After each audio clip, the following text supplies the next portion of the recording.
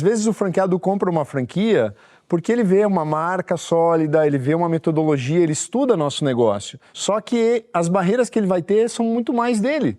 Tipo, ele de repente começa a ganhar 50 mil e fala, poxa, tá legal, vou começar agora a trabalhar só até sexta, chego às 11 para trabalhar, saio às 3, vou botar alguém para trabalhar no meu lugar, eu formo um gerente comercial e já se acomoda, e o meu trabalho muitas vezes é justamente provocar ele. É claro que nem todos vão permitir que eu faça isso, mas o meu trabalho é mostrar que ele pode mais.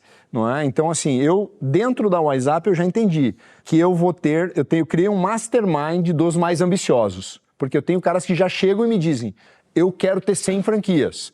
Então, eu criei um mastermind dos caras mais ambiciosos, porque eles vão precisar se desenvolver dentro desse percurso. É que não basta ter ambição, Não basta ter ambição. A ambição é fundamental, mas aí depois ele precisa das ferramentas. Ele vai precisar ser ferramentado, ele vai ter desafios que ele desconhece. Então, é um ambiente de formação eu criei ali dentro.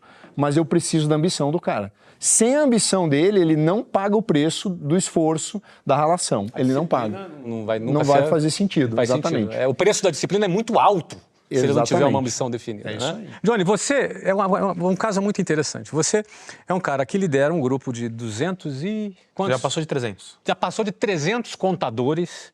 É um dos setores mais tradicionais do mercado, né? Contabilidade, né? Então, são pessoas que têm escritórios de contabilidade e você é um cara que bota contador para viajar para Disney com você, que faz cruzeiro, que vão correr, enfim, eu vejo o movimento que você cria e teu clube é um dos clubes mais engajados da liga que eu já percebi. Se você perceber assim, reunião ali no clube, o pessoal lá pulando, gritando, Johnny.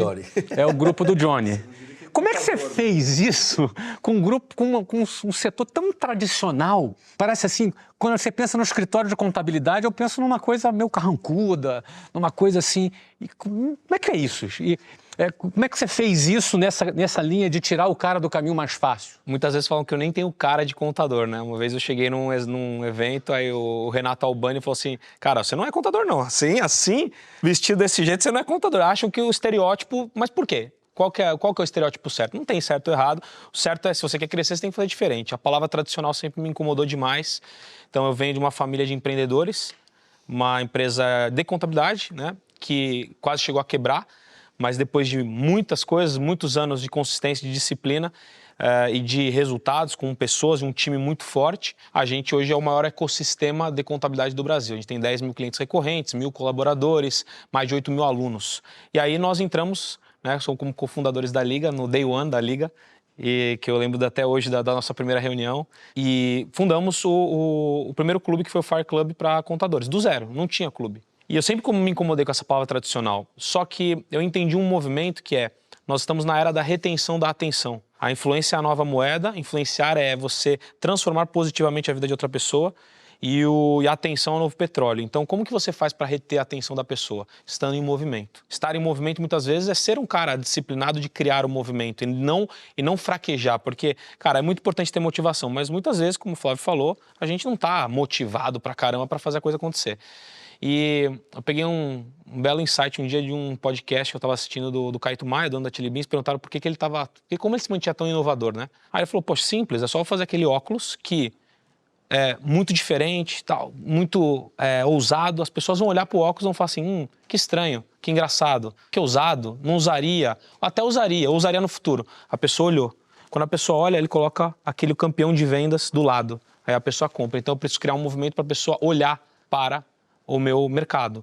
E aí eu comecei a criar diversos movimentos. Então a gente, além das entregas com mentorias e com eventos, a gente começou a fazer movimentos de levar os contadores para ter a experiência Disney, vendo a cultura Disney, como aplicar isso nos negócios, levar contadores para imersões em lugares que fogem do tradicional. A gente criou um prêmio também, um prêmio de gala para valorizar a nossa profissão. Se a gente quer valorizar a nossa profissão, cara, a melhor coisa é a gente valorizar a si primeiro para depois valorizar o próximo. Então a gente foi fazendo isso e aí a gente atingiu essa marca impressionante de começar do zero e continuar crescendo, né? Eu falo que contabilidade para mim é a profissão do futuro. Então, você pode achar que contador é tradicional, mas é tudo na contramão do mais fácil em termos do mais difícil. Qual que é o mais fácil que vai crescer hoje? Tecnologia, marketing digital, eventos, esses são mercados que vão crescer. é fato, é óbvio. Mas quem não está olhando para a contabilidade e começa a olhar de uma forma diferente, começa a produzir de uma forma diferente, aí cresce.